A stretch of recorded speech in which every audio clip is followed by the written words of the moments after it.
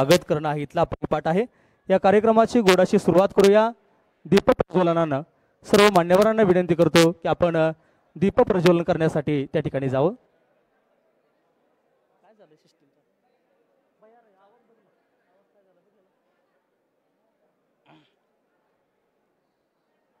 सर्व प्रमुख मान्यवरांना विनंती करतो, आपल्या शुभ हस्ते या ठिकाणी दीप प्रज्वलन होत आहे।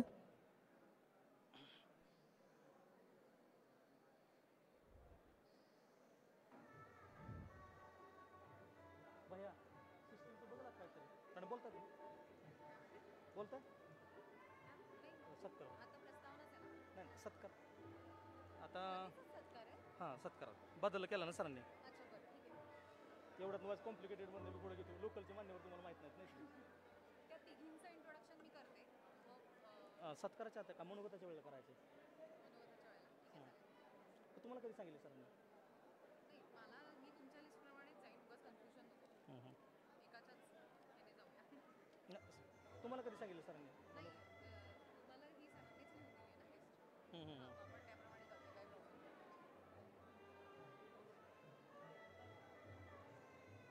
आता सत्कार आहे त्याच्यानंतर नाही। तुम्हाला सरांनी काय सांगितलं, कधी त्यांची माहिती कधी द्यायची सांगितलं? मनोगताच्या आधी का सत्कार? नाही, मला त्यांनी सांगितलं होतं की त्यांना फक्त इंट्रोड्यूस करताना मला करायचं, मग इंट्रोड्यूस मनोगताच्या वेळेला केलेलं जास्त योग्य राहील। चालतं, ओके।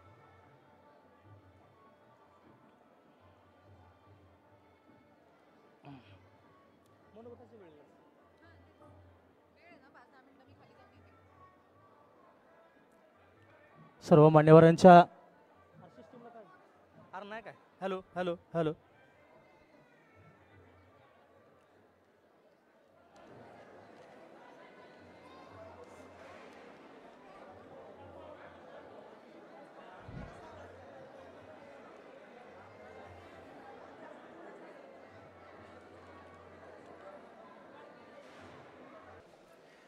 आदरणीय महाराज साहेब श्रीमंत रामराजे नाईक निंबाळकर, आजच्या प्रमुख पाहुण्या ज्या खास दिल्लीहून आलेल्या आहेत, IPS रिटायर्ड IPS ऑफिसर आणि first lady commissioner Meera Borwankar madam,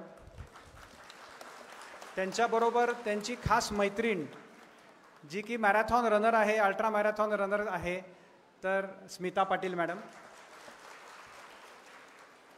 त्यानंतर सुभद्राराजे ताई आणि जिजामाला नाईक निंबाळकर, त्यानंतर प्रल्हादराव साळुंखे पाटील, नंतर दिलीप सिंहजी भोसले जे आमचे खास मित्र आहेत, कधी काही अडचण आली तरी आम्हाला ते नेहमी सरळ हाताने मदत करत असतात, आणि आजच्या ZTCC जी ऑर्गन डोनेशनची मोठी संस्था आहे, जी ऑल ओव्हर इंडिया लेवलला काम करते, त्याच्या ज्या सेंट्रल कोऑर्डिनेटर आहेत त्या पंकजा गोखले मॅडम असे, आणि आमचे आदरणीय श्याम काका जे आमचे मार्गदर्शक आहेत। श्याम काकांचं वय सांगितलं तर तुम्हाला आश्चर्य वाटेल, त्यांचं वय आहे 85 का 86, आणि अजूनही ते 70तल्या माणसासारखे वावरतात, सगळं करतात। तर असे आज इथे सगळी लोकांची मांदियाळी जमलेली आहे। सर्व रनर्स इथे आलेले आहेत, सकाळी पहाटे 5:30 पासनं पळत आहेत, आणि सध्याच्या धकाधकीच्या जीवनामध्ये कोरोनानंतर असं स्पष्ट आपल्याला दिसलं आहे की जो व्यायाम करेल तोच टिकेल, जो व्यायाम करणार नाही त्याला नाना व्याधी होणारच आहेत, आणि आमचे दवाखाने आम्ही उघडून बसलेलोच आहे।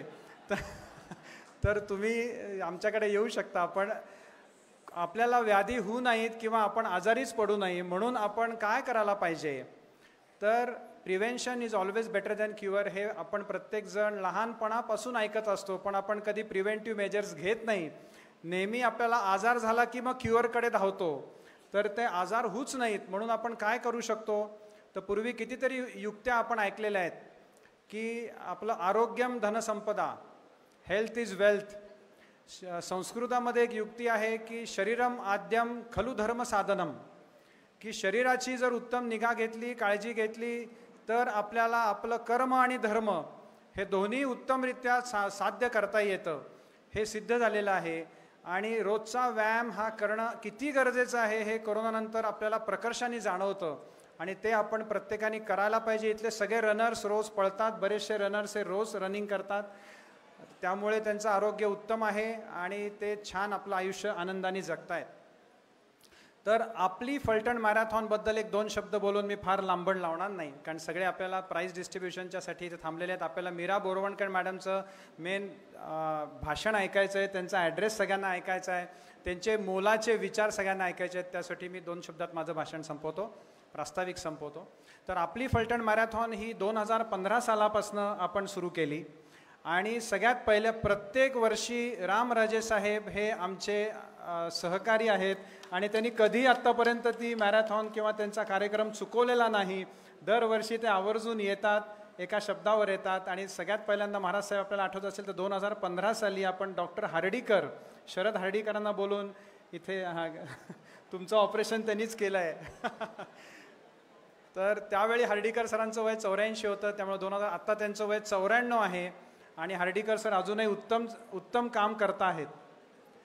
तर अशा आपण सुरुवात केली. त्यानंतर बरेच लोकांचे चांगले लोक आपल्या इथे येऊन गेले, जसे की प्रकाश बाबा आमटे, त्यानंतर विश्वासराव नांगरे पाटील, त्यानंतर अमोल कोल्हे, त्यानंतर कृष्णप्रकाश IPS कृष्णप्रकाश पण येऊन गेले. मागच्या वर्षी महेश मांजरेकर आले होते आणि यावर्षी मॅडम आम्हाला तुम्ही लाभलेले आहात. त्यामुळे असे बरेच चांगले आणि स्फूर्ती देणारे आणि अगदी आयडॉल म्हणू आपण, की आपण आयुष्यात कसं जगावं आणि कसं राहावं. बोरवणकर मॅडमबद्दल 2 शब्द मला सांगायचे आहेत, की त्या जेव्हा इन ॲक्शन होत्या, त्यांचं मी मॅडम कमिशनर नावाचं पुस्तक वाचलं. मॅडमनी मला वाचायला लावलं आणि त्यानंतर त्यांचं पुस्तक वाचून मी त्यांना अभिप्राय दिला, तो त्यांना आवडला असं मी मान्य करतो. आणि त्यामध्ये त्यांनी स्पष्ट लिहिलं की त्या किती शिस्तीच्या, त्या किती स्ट्रिक्ट पण चांगल्या स्वभावाच्या होत्या, की त्यांच्याकडे बद्दल आदरही होता आणि एक मनात भीती पण होती की मॅडम उद्या आपल्याला काय ॲक्शन घेतील, यामुळे सर्व कामं पटापट होत असत. त्यांचे इतके अनुभव त्यांनी त्या मॅडम कमिशनर पुस्तकात दिलेले आहेत. IPS ऑफिसर घडल्यापासनं, त्यांचं ट्रेनिंग घेतल्यापासनं शेवटी एक्झिक्युशनपर्यंत. IPS असताना त्या कोल्हापूर सेक्शनला होत्या, सातारच्या SP होत्या. फलटणचे बरेच लोक त्यांना ओळखतात, कारण त्यावेळी फलटणशी त्यांचा खूप जवळचा संबंध आला. आणि महाराज साहेब ते इतके खुश झाले होते की अरे वा, बोरवणकर मॅडम येणार आहेत, मग मी हा कार्यक्रम काही झालं तरी चुकवणार नाही, असं त्यांनी मला शब्द दिला होता. तसे ते अगदी सकाळी आज लवकर 9ला तयार होते आणि ते म्हणले मी कधी निघू, त्यामुळे ते अगदी वेळेवर आलेले आहेत. तर अशी आपली फलटण मॅरेथॉनचं आता यावर्षी मला सांगायला खूप अभिमान आणि आनंद होतोय की यावर्षी 2200 रनर्सनी या मॅरेथॉनमध्ये सहभाग घेतलेला होता. आणि आत्तापर्यंतच्या सर्व मॅरेथॉन्समध्ये ही मॅरेथॉन अगदी आगळीवेगळी ठरली, कारण त्याला त्रिवेणी संगम झाला. एक म्हणजे 2200 रनर्सनी सहभाग घेतला, दुसरा म्हणजे आपण ऑर्गन डोनेशनची थीम घेऊन ही मॅरेथॉन पुढे नेतोय आणि गोखले मॅडम त्याच्याबद्दल आपल्याला सांगणारच आहेत. आणि तिसरं म्हणजे एक नवीन संकल्पना आपण मॅरेथॉन मार्फत रुजवत आहोत की एक झाड लावा आणि ते जोपासा, ते जगवा आणि त्यानंतर 3 वर्ष त्या झाडाला जगवल्यानंतर त्याचा जिओ टॅग करून जर फोटो आपल्याला पाठवला तर पुढच्या वर्षीपासून प्रत्येक मॅरेथॉनमध्ये त्या रनरला फ्री एंट्री पास दिला जाणार आहे. एकही त्याचं शुल्क घेतलं जाणार नाही आहे. आणि मग तो जेवढे मॅरेथॉन आपले होतील आणि जेवढे तो एंट्री घेईल त्याला एकदाही पैसे आकारले जाणार नाहीत. असे दरवर्षी हजार रनर्स ॲड होतील आणि एक वेळ अशी कदाचित येईल की सगळी मॅरेथॉन फुकट करावी लागेल, तरी हरकत नाही. शेवटी आपण चांगल्या कॉजसाठी करतोय, तर काहीतरी आपण समाजाला देणं लागतो, तर ते करायला माझी अगदी पूर्णपणे ठाम तयारी आहे. तर असं छान आपण काही करतोय. सगळे आज इथे छान जमलेले आहेत आणि सगळ्यांना शुभेच्छा. असेच आपण उत्तरोत्तर मॅरेथॉनमध्ये भाग घेत राहा आणि फलटणची मॅरेथॉनचं नाव आणखीन पुढे जाऊ दे.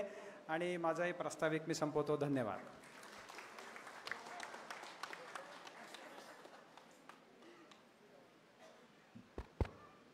व्यासपीठावर असलेले सर्व मान्यवर, इथे उपस्थित फलटणचे एन्थुझियास्टिक नागरिक, आपलं सर्वांचा आभार की आपण मला इथे मुख्य अतिथी म्हणून आज निमंत्रित केलं.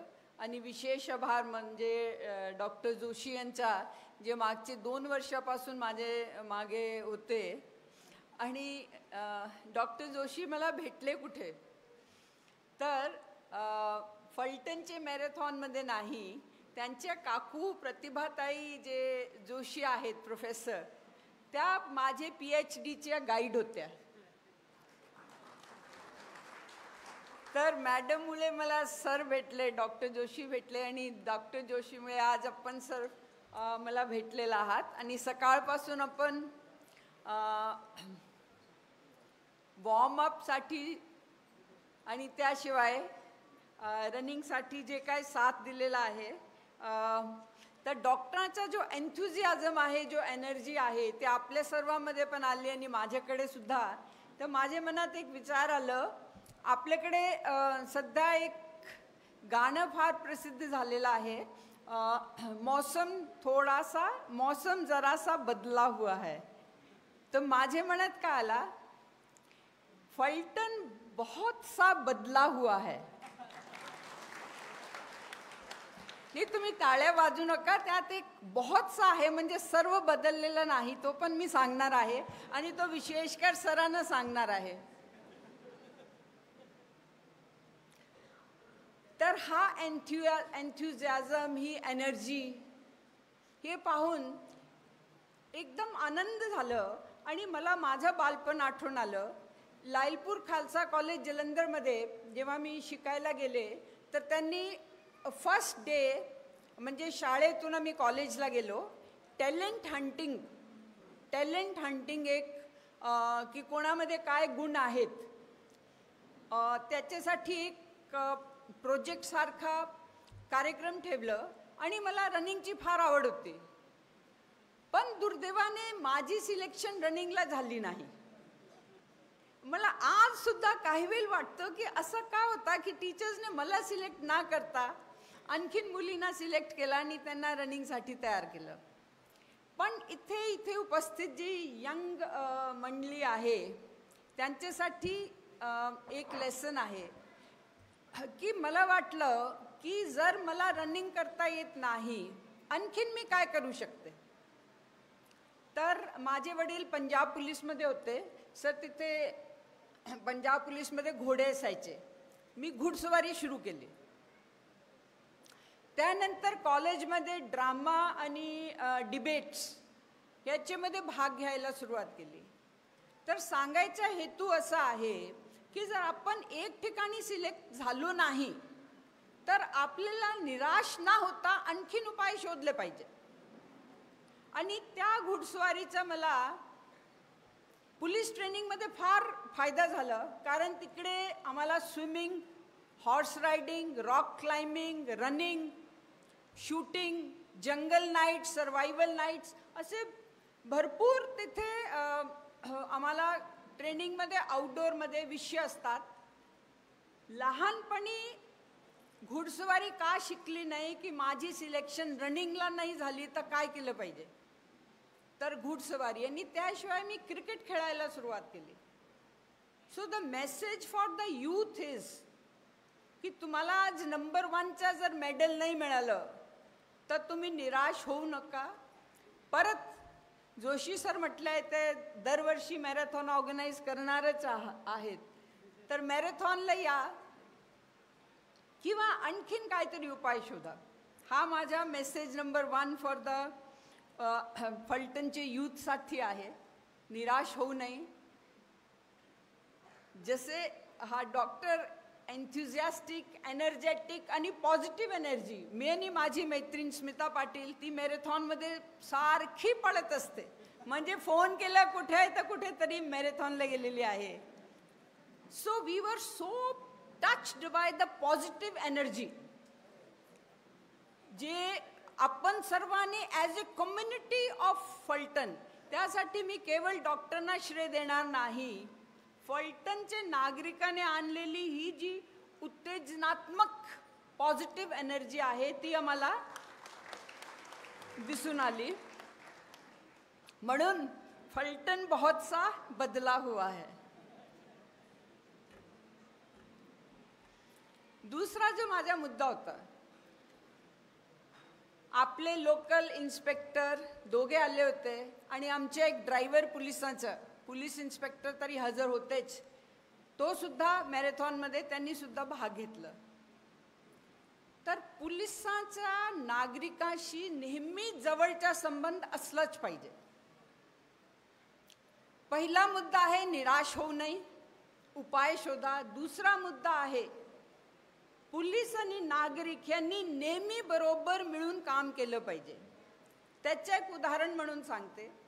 मी जेव्हा SP सातारा होते तर आपले हायवेवर जो मुंबई बेंगलुरू बेलगाव हायवे आहे तिथे सतत दरोडे असायचे. आणि काय झालं होतं,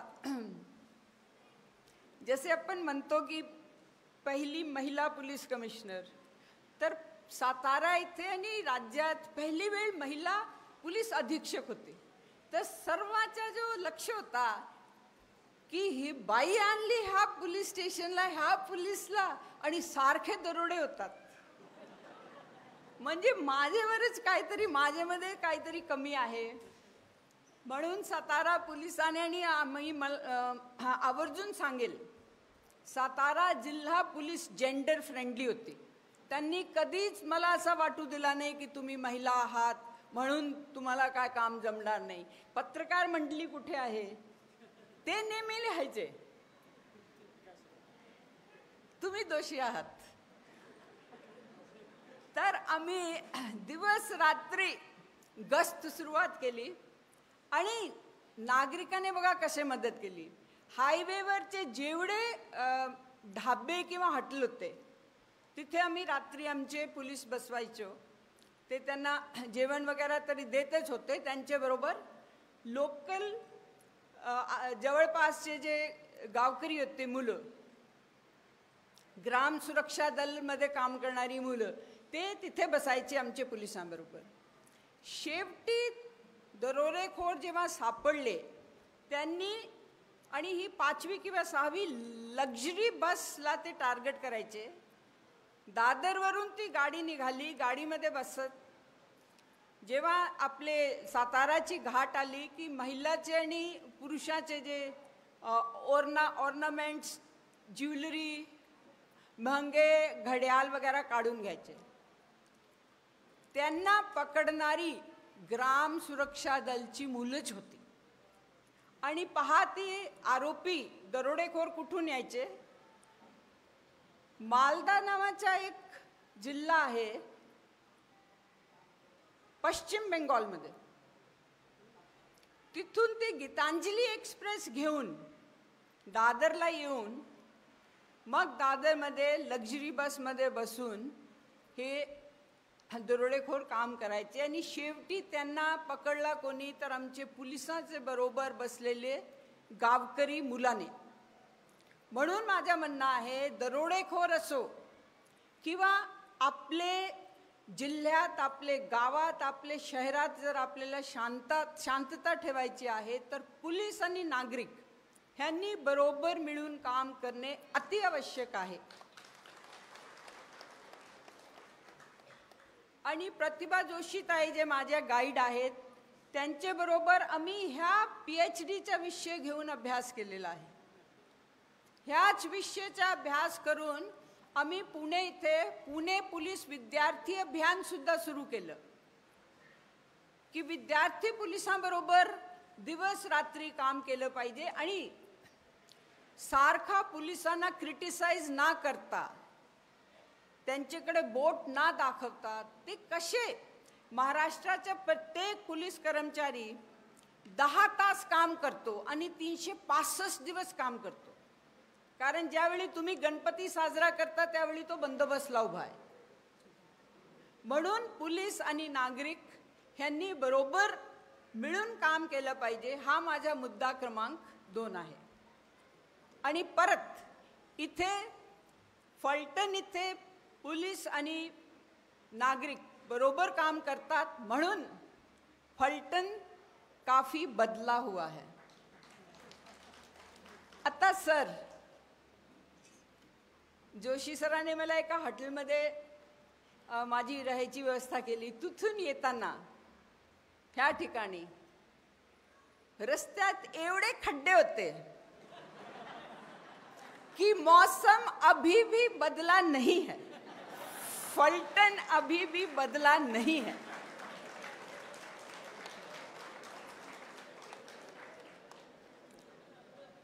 पण ह्यासाठी केवळ पॉलिटिकल लीडरशिप, पॉलिटिशियन्स किंवा राजनीतिक पुढाऱ्याकडे बोट दाखवणं बरोबर होणार नाही। आपण सर्व गप्प राहतो। Silence is the biggest crime आणि वी आर कमिटिंग इट।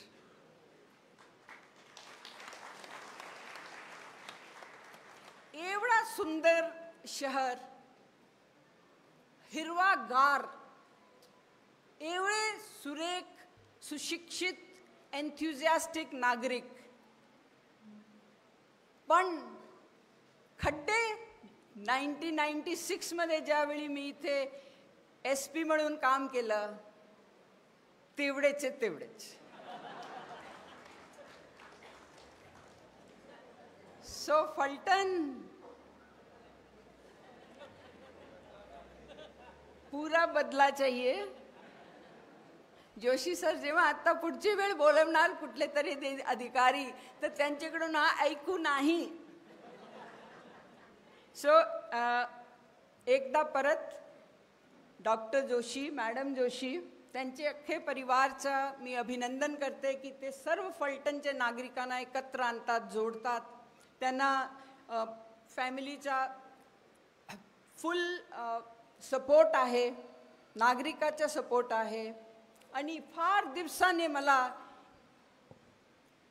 एवढी पॉझिटिव्ह एनर्जी दिसली आणि माझ्या मनात प्रश्न आलं की आपण अख्खे देशला बदलू शकतो जर फलटणची जी पॉझिटिव्ह एनर्जी, एन्थुझियाझम आणि काहीतरी करून येण्याची जी इच्छा आहे जी मला दिसली आज, ते आपण सर्व अख्खे देशात रेप्लिकेट केली पाहिजे हा माझ्या मनात विचार आला। आणि यासाठी आपले सर्वांचे आभार। आणि मला आपण बोलवलं, माझा सत्कार केलं, माझे विचार ऐकले त्याबद्दल धन्यवाद। जय हिंद।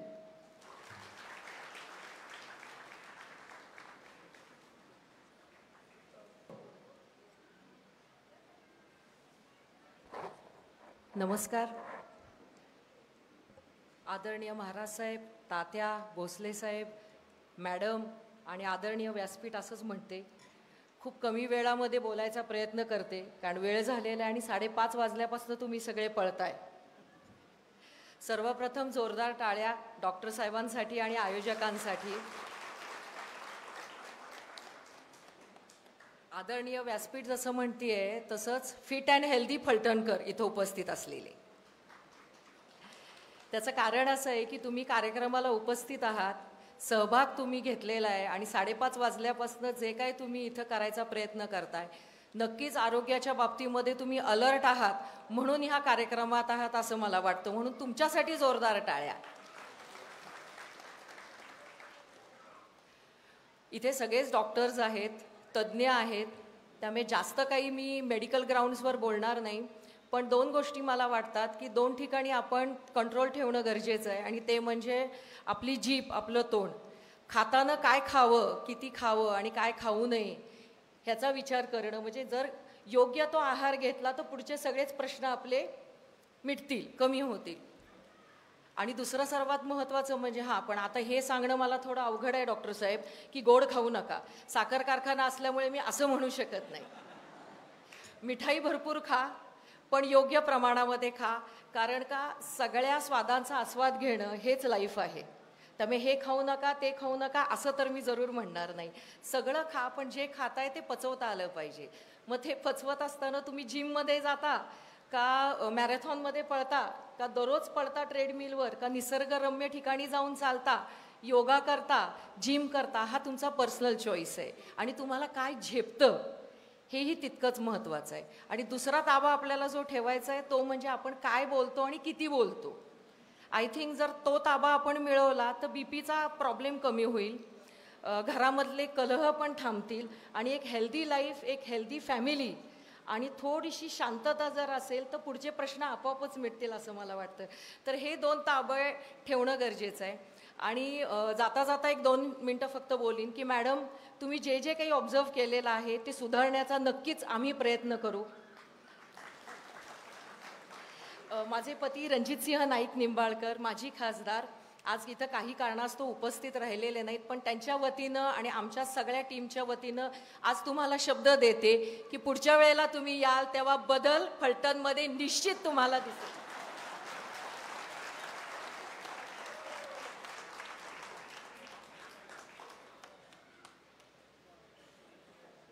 आणि तुमच्या सगळ्यांची साथ असेल तर नक्कीच हा बदल घडवायचा ना.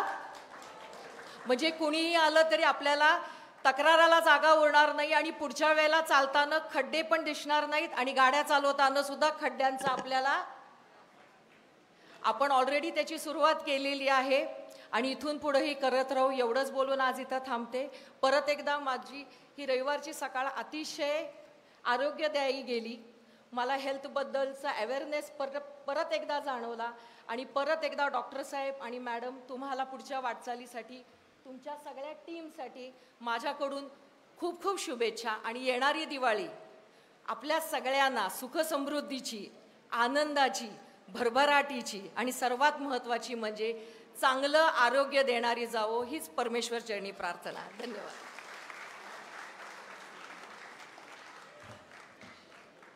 धन्यवाद आदरणीय वहिनीसाहेब. यानंतर मनासारखा राजा आणि राजासारखं मन असणारं राजाभिंड व्यक्तिमत्व आदरणीय श्रीमंत रामराजे नाईक निंबाळकर साहेब, पूर्व सभापती विधान परिषद महाराष्ट्र राज्य, आपणाला विनंती करेन आपण या ठिकाणी व्यक्त व्हावा. महाराज साहेबांसाठी एकदा जोरदार टाळी.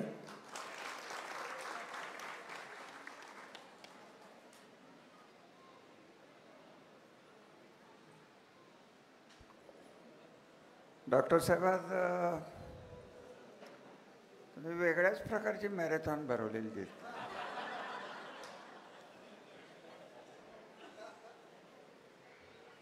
परंतु डॉक्टर साहेबांचं आणि आमच्या घराचं, त्यांच्या घराची फार जुनी नाती आहेत.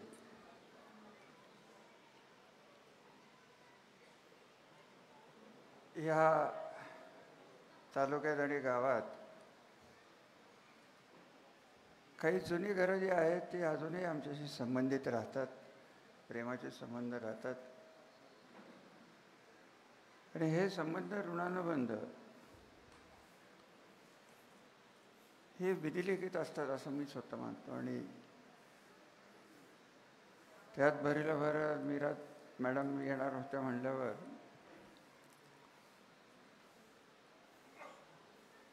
इतके सगळे IPS ऑफिसर 30 वर्षाच्या राजकारणात मी बघितलेले आहेत. पण माझ्या सगळ्यात फेवरेट IPS ऑफिसर मॅडम तुम्ही आहात. तर हे 96 सालच्या SP आणि आज तुम्हाला इतक्या मोठ्या पदावरनं, मलाही माहिती आहे तुम्ही कुठं कुठं काम केलं आहे, काय काय काम केलेलं आहे, कोणाच्या अंगावर गेलेलं आहात, कोणाला सरळ केलेलं आहे. इतकंच काय तर लोणांच्या कस्टडीत माझ्याच कार्यकर्त्यांना लावून पडवलेलं आहे. आता तुमच्याबद्दल काय काय बोलू मॅडम. प्रल्हादराव या कोल्हापूरला होत्या पहिल्यांदा. आता या महाराष्ट्र केडरच्या अधिकारी या बेळगावला जाऊन दरोडेखोर पकडायचे. मॅडम तुम्हाला आठवत नसेल पण ते मी इतकं बारकाईने तुमचं लक्षात ठेवलेलं आहे. त्यामुळे तुम्ही आल्यामुळे मला लवकर तयार व्हायला लागलं. उठतो लवकर मी. म्हटलं बाबा परत मॅडमने मलाच हिसका दाखवला तर काय काय. तर एक माझी मागणी आहे madam, you don't belong to Delhi, you belong to us. तुम्हाला इकडे यायलाच पाहिजे आणि जर मुंबईला जमत नसलं तर आम्ही तुम्हाला फलटणला सोय करू, म्हणजे खड्ड्यातनं जायचा प्रश्नच येणार नाही. आता फलटणवाल्यात जर तुम्ही राहिला तर खड्ड्याला तुम्हाला कोण पाठवणार आहे. पाहिजे तर वेगळं काहीतरी करू. पण तुमचं टॅलेंट, तुमचं धाडस मला तुम्हाला मॅडम आठवत नाही आहे. त्या काळात तुम्ही इतक्या कडक होता की तुम्ही कोणाचे कार्यक्रमही स्वीकारत नव्हता. पाटील तुम्हाला आठवते का बघा, आपण एक पोलीस स्टेशन बांधलं होतं, तुम्हीच मदत केली होती, बहुतेक बरड असेल. मी एकटा आमदार होतो की मॅडम तुम्ही माझ्याशीच फक्त बोलायचं, बाकीच्या कुठल्या आमदाराकडे बघायचंच नाही. आता एवढं हे कडक स्वरूप बघितलेलं आपण. आजकालच्या राजकारणात मॅडम हे टिकणं अवघड आहे हो, पण जाऊन द्या, तो विषय नको काढायला. आहे त्या राजकारणात कोणाचाच दम राहिलेला नाही, एवढं बाकी खरं आहे. तर मला तुम्हाला एक प्रश्न विचारायचा आहे, थोडासा मॅरेथॉनच्या बाहेरचा प्रश्न आहे, पण मला शंका कुशंका खूप असतात. हे आपण लोकशाही पद्धत स्वीकारल्यानंतर सेपरेशन ऑफ पॉवर्स हा या लोकशाहीच्या कन्सेप्टचा कणा आहे. हा राहिला आहे असं आपल्याला वाटतं. काही पुढचं काय बोलायचं कारण आहे? हेच तर सगळं दुखणं आहे ना मॅडम.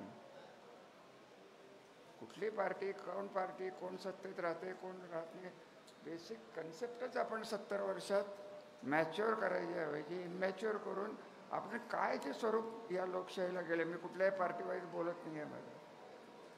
ही माझी जी व्यथा आहे ही लॉचा अभ्यास केलेली एका माणसाची व्यथा.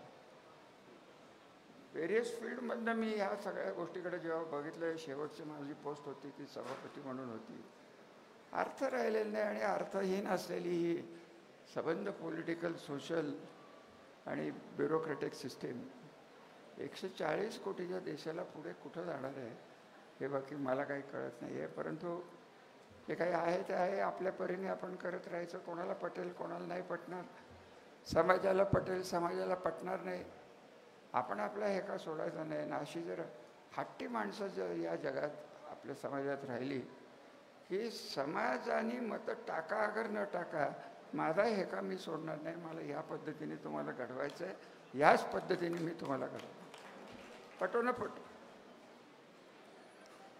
मॅडम तुम्ही आला, I was very happy. Last time मी स्टेट कमिशनचं जेव्हा काहीतरी होतो काही काळ, तेव्हा आपण प्रिझनच्या हेड होतो. अजितदादा आमचे अर्थमंत्री होते आणि अजितदादांशी वाद घालणं फार धाडसाचं असतं मॅडम. ते स्वरूप मी बघितलेलं आहे की अजितदादासारख्या प्रखर मंत्र्याला भांडून तुम्ही तुमच्या डिपार्टमेंटला बजेट घेतलं. आता तुमचं करिअर मी किती फॉलो केलं याच्या अजून काही, फक्त आता माझी एकच विनंती आहे की आपल्या पब्लिशरचं नाव द्या, आमच्या कॉलेजच्या ह्याच्यात आपली बायोग्राफी ठेवावी. कारण फलटण एज्युकेशन सोसायटीत तुम्ही लेक्चर द्यायला आला होता, मीच बोलवलं होतं. मुलं मुली तुमच्या भाषणाने इतक्या प्रभावित झाल्या होत्या. काय होतं मॅडम, 4च होतात मुलं. म्हणजे ह्या मुलांच्या समोर, या शतकातल्या मुलांच्या समोर नटनट्या हे आयडॉल होऊच शकत नाहीत मॅडम. नटनट्यांना मी काही वेडवाकडं बोलतोय अशातला भाग नाही. तो आयडॉल म्हणजे काहीतरी समाजासाठी आपण देणं लागतो आणि ते स्वप्न आपल्याला जे पडायला पाहिजे तशा ह्या एक आपल्या देशाच्या आयडॉल नागरिक आज आपल्यात आलेले आहेत आणि त्यांनी आपल्याला वेळ दिला आहे. मी तर आपला तर आभारीच आहे. फलटणच्या वतीने आपले आभार मानेन. जास्त बोलून मी काही खरंच वेळ दिला नाही, कारण बक्षिसं डॉक्टर साहेबांचे हे खूप असतात. खड्ड्याचा प्रश्न जो तयार झाला, मॅडम तुम्ही जेव्हा होता तेव्हा हा रस्ता 2 पदरी होता. आता तुम्हाला जे खड्डे जाणवले हे 4 लेनच्या ह्याच्यावर मिळाले, तेवढा तर बदल नक्कीच झाला आहे. खड्डे झाले, परंतु आता 4 पदरी लेनमध्ये खड्डे झाले. फलटण हळूहळू बदलत राहतं. लोकांना काही गोष्टी आवडत नाहीत, जे सत्तेत असतात त्यांच्या प्रायोरिटीज बदलत असतात. तर आजकाल दुसरं या सरकारला, महाराष्ट्र सरकारला दुसरं काय काम राहिलेलं आहे? 1 कोटी किती नुकसान झालेलं आहे मॅडम, याचं जाणीव अजून लोकांच्यापर्यंत पोचलेलं नाही आहे. आणि त्यामुळे अगदी स्पष्ट सांगायचं तर खड्ड्यातनं जायला कोणालाच आवडत नाही मॅडम, परंतु खड्डे भरायला लागणारं आर्थिक बळ हे जरा आम्हाला दमादमाने सरकारकडनं काढून घ्यायला लागणार आहे, एवढं बाकी नक्की आहे. दुसऱ्या एक मॅडम आल्या, त्यांनी तर नवीनच डोक्यात विचार घातला की अवयवदान अतिशय सेन्सिटिव्ह इश्यू. आपल्याला हे खरंच वाटत नाही की आपला अवयव दुसऱ्याला द्यावा जिवंतपणी. त्यांचं ते भाषण मी फार काळजीपूर्वक ऐकलं. मी त्यांना आत्ताच सांगून टाकलं की मला तुमचा नंबर देऊन ठेवा. मला या संस्थेचं नावच माहीत नव्हतं.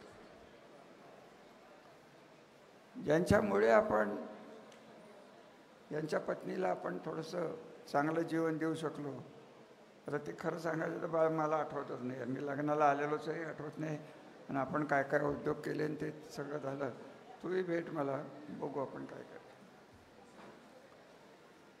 माझ्या मनात दुसरा विचार आला. मी एकदा डॉक्टर तांब्यांच्याकडे गेलो. मी काल हे बोललो होतो, लोणावळ्याला नॅचरल थेरपी का काहीतरी ते द्यायचं. खूप फॉरेनची मंडळी, मुली, बायका, पुरुष मोठ्या संख्येने यायचे. आणि मॅडम तुमचे सासरे माझे मित्र मला घेऊन त्यांच्याकडे गेले होते इंदुराव. हे लक्षात. हरिभाऊ निंबाळकर, मी आणि इंदुराव अशा आम्ही तिकडं. झालं सगळं भाषणं झाली, अमुक झालं, फलान झालं. गिरीश बापट साहेब होते. जेवण सुग्रास जेवण, गाईच्या तुपातलं जेवण. मला म्हटलं 4 शब्द तुम्ही बोला. म्हटलं डॉक्टर साहेब मी बोललो तर कदाचित तुम्हाला आवडणार नाही. म्हटलं तुम्ही सगळे डॉक्टर आम्हाला चांगलं जगायचं कसं हे शिकवतो, चांगलं मरायचं कसं हे तरी शिकवा. डॉक्टर साहेब लॉंगेटिव्हिटी वाढली टेक्नॉलॉजीमुळे. पण शेवट जे होत आहेत आजकाल, ते मी ज्या वयात आहे त्याच्यात मी जे माझे मित्रमंडळी यांचं सगळ्यांचं ऐकतोय, तर बेडसोर होऊन जाण्यात काय अर्थ आहे? व्हॉट इज म्हणजे काय त्रासच किती आहे. अरे कोणी बघतंय, कोण बघत नाही.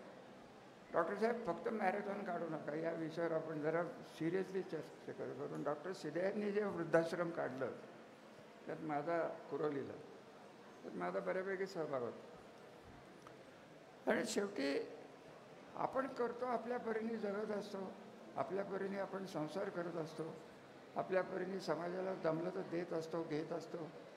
कदाचित आपलं काहीच जमत. आणि मग बोलावं का नाही, मी दुधा मनस्थितीत आहे. मग हे सगळं जर बघायला मिळतंय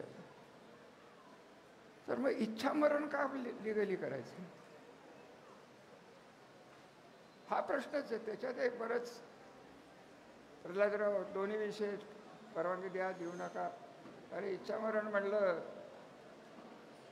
तर ज्याला इच्छा होत नसेल त्याचंही मरणच व्हायचं.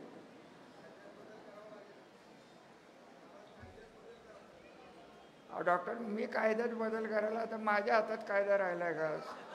मला परत सभापती करा, करतो बरोबर काय करायचं.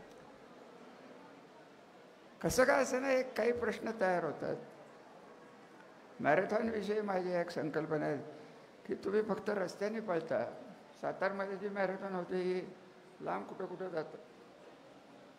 आपल्याकडे किल्ला आहेच की होतं, वारुगड आहे. रस्ता चांगला करू, हे काही यांनी काहीतरी केलं आहे त्या किल्ल्यावर. हे किल्ला बऱ्यापैकी झाला आहे. काल मी आलो तिकडनं, लाईट बीट आलेले आहेत त्याला. तो चढायचा मॅरेथॉन ठेवा कुठेतरी. Doctor marathon should not be only restricted as an exercise yearly. Marathon should inspire and create Olympic players in Pune. आता ही माणची मुलगी आपली पॉईंट कितीतरी सेकंदाने, काय नाव तिचं विसरलो मी. इथं माणची एक मुलगी नाही का, टोकियो का कुठं ब्राझीलच्या, हा ललिता बाबा. करायचं म्हणलं की टॅलेंट ॲक्विजिशन हे आपल्याला करायला लागणार आहे. आता माझ्या त्या मनात आलं की मॅडमच्या नावाने फलटण एज्युकेशन सोसायटीत मी मॅडम तुमच्या नावाने MPSC UPSCच्या परीक्षेचा अभ्यासक्रम करणारी एक संस्थाच तयार करून. Nobody will forget you. तुम्हाला विचारणारच नाही आहे, मीच ठेवणार आहे. आणि तुम्हाला एवढ्या लोकांच्या समोर बोललं म्हणजे तुम्ही नाही म्हणूच शकणार. त्यामुळे अहो आयडॉल तयार करायला लागतात डॉक्टर साहेब. तर जास्त मी काय बोलत नाही. आता माझी एकच विनंती आहे डॉक्टर साहेब, एवढे मोठे व्यक्ती तुम्ही इथं आणलेले आहेत, आमच्यासारखे लोक इथं एकत्र आलेले आहेत, बक्षीस वाटपताना जरा आटपशीर वाटतं. तुमच्या कॅटेगरीत इतके असतात आणि तुम्ही तुमचं एक्झिबिशन बोलवायला मॅडमला घेऊन जा.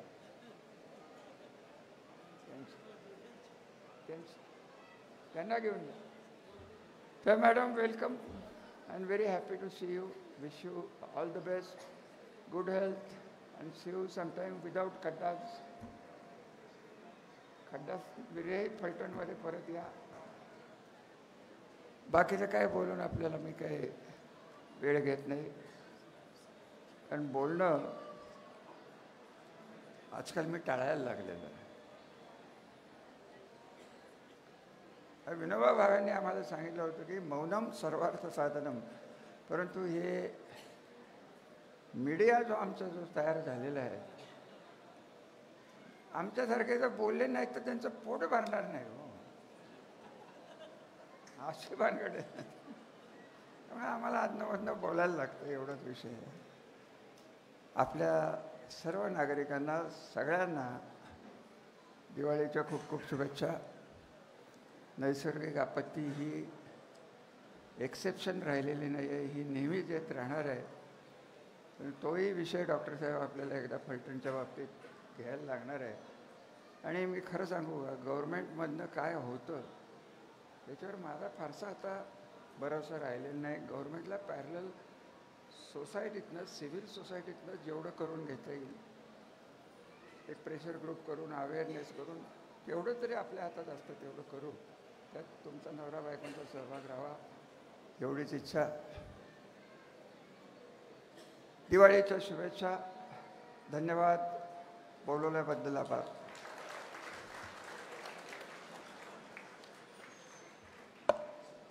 धन्यवाद आदरणीय महाराज.